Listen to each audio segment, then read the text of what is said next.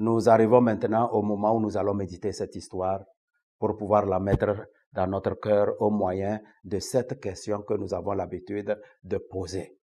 Je rappelle que les amis qui nous suivent de la maison, vous aussi, nous vous invitons à participer à l'émission, à répondre aussi aux questions. Cela va vous aider dans votre vie à découvrir le Seigneur et à continuer par le servir. Donc, qu'est-ce que vous aimez dans cette histoire? J'ai aimé le fait que tout a été créé par Dieu. Très bien. Et ensuite, tout ce que Dieu a créé, ce que nous pouvons voir de nos yeux, et même il existe des choses que Dieu a créées que l'être humain ne peut pas voir. Et Dieu est le créateur de tout ça, je l'ai aimé. Merci beaucoup. Ce que Dieu a créé, c'est beaucoup.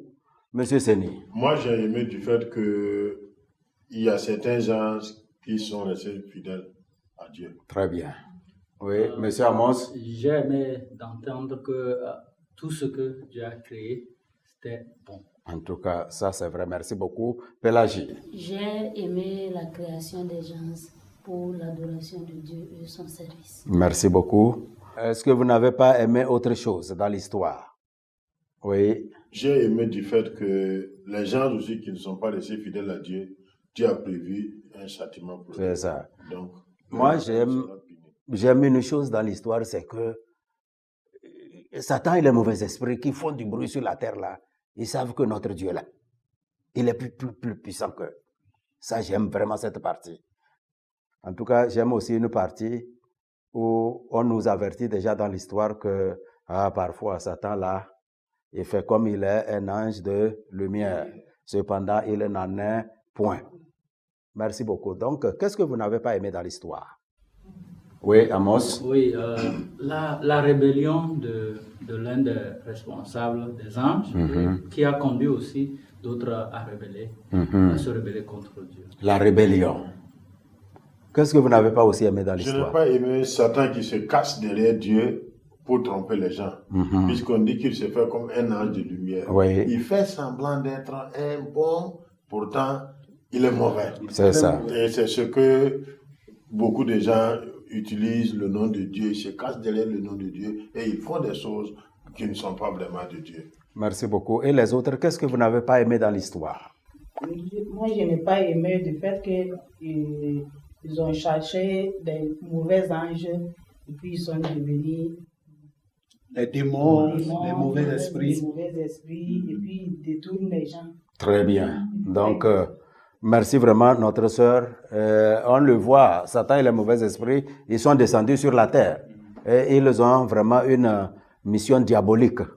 On nous dit qu'ils accusent les gens, ils les trompent et ils poussent les gens à désobéir à Dieu. Donc, on ne peut pas vraiment aimer ça. Il est vraiment contre nous. Merci beaucoup pour vos réponses vraiment enrichissantes. Alors, dites-moi, quel est le caractère de Dieu dans l'histoire?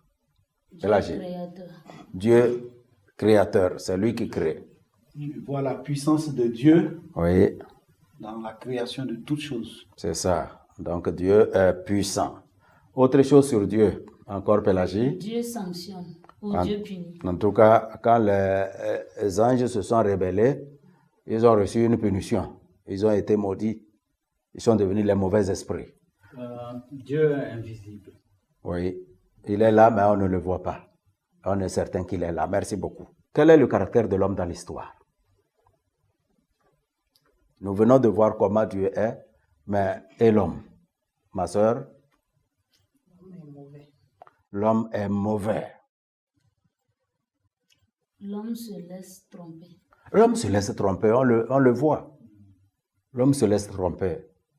Oui, autre chose?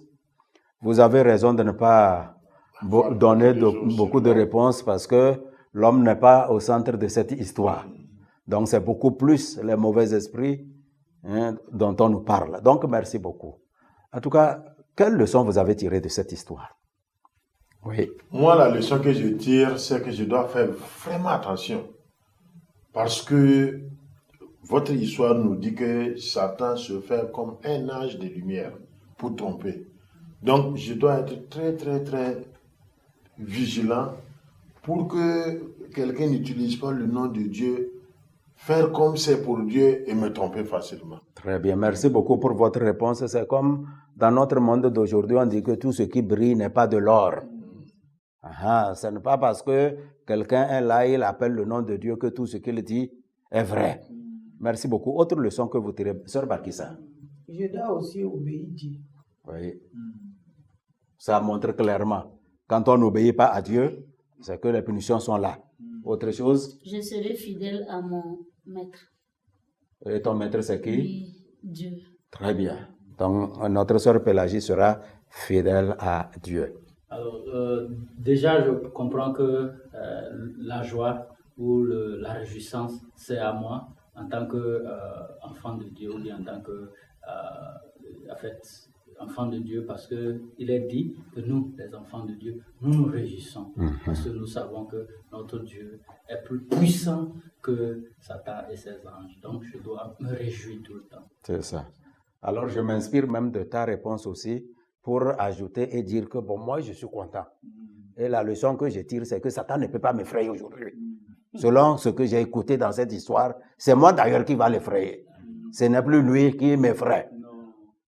Merci beaucoup. Et les autres leçons? On a écouté dans votre histoire que la rébellion que Satan a créée a amené du désordre dans tout ce que Dieu avait établi. Donc, je tire comme leçon d'éviter de ne pas être meneur de rébellion ou faisant partie d'une rébellion. Merci beaucoup, pasteur. Votre réponse est une réponse vraiment très sage. Nous sommes dans un monde où les rébellions se créent par-ci et par-là, et même dans nos églises. En tout cas, pour notre part, méfions-nous. Ne soyons pas meneurs des rébellions. Oui. Cette histoire aussi me donne une autre leçon. Et je vais partager avec vous, certainement, et avec ceux qui nous suivent, ça pourra vous aider. Cette histoire m'apprend que je ne peux pas prier pour dire Dieu tue Satan, il faut brûler Satan, Esprit de Dieu, il faut brûler Satan. Parce que votre histoire dit que Dieu a prévu un temps pour ces mauvais esprits et Satan. Donc aujourd'hui, nous pouvons voir des gens qui prient Dieu jette Satan dans le feu, il faut le brûler, il faut le faire. Certains même vont prendre des gourdins et des fouets, voilà, pour frapper, et ils frappent le mur Satan, disant qu'on est en train de fouetter Satan. Donc, je pense que cette histoire me montre clairement que je n'ai pas besoin aujourd'hui de dire à Dieu de brûler Satan tout de suite même. Non. Merci. Dieu a prévu un temps pour lui. Merci pour ces réponses-là, parce que c'est la parole qui nous éclaire, hein? C'est la parole qui nous enseigne. Les gens disent et font beaucoup de choses, mais vous voyez, la parole nous montre clairement ce que Dieu a prévu pour Satan. Donc, merci beaucoup pour votre participation active. Ça nous enrichit. Je sais que c'est en train d'enrichir aussi tous ceux-là qui sont en train de nous suivre depuis leur maison. Alors, si cette histoire est intéressante et qu'on a tiré assez de leçons, dites-moi, qu'est-ce que nous devons faire pour ne pas oublier cette histoire? Donc, je donne la parole à notre sœur Barkissa. Et pour ne pas oublier cette histoire, je dois raconter. Merci beaucoup. Et les autres, qu'est-ce que vous pensez? Quelle stratégie devons-nous mettre en place pour qu'on n'oublie jamais cette histoire? Nous allons dire la même chose comme la sœur, c'est de raconter l'histoire. Très bien. J'étais dans un village et j'ai posé la même question. Ils m'ont dit la même chose. Que pour garder une histoire, il faut la raconter et la raconter. Donc, soyez bénis. Si vous êtes prêts à raconter, dites-moi, à qui vous allez raconter cette histoire? Oui. Je pense à un ami qui s'appelle Cyril.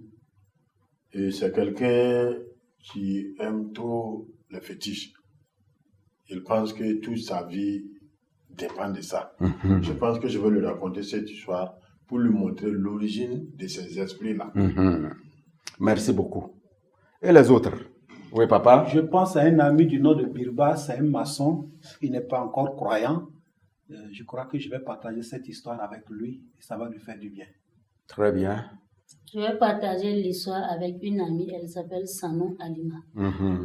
J'ai une équipe de jeunes qui, après avoir évangélisé, nous les enseignons la parole, je vais leur raconter l'histoire pour les aider à comprendre comment le monde des esprits est créé. Ah oui. Moi, je vais raconter l'histoire à Aminata.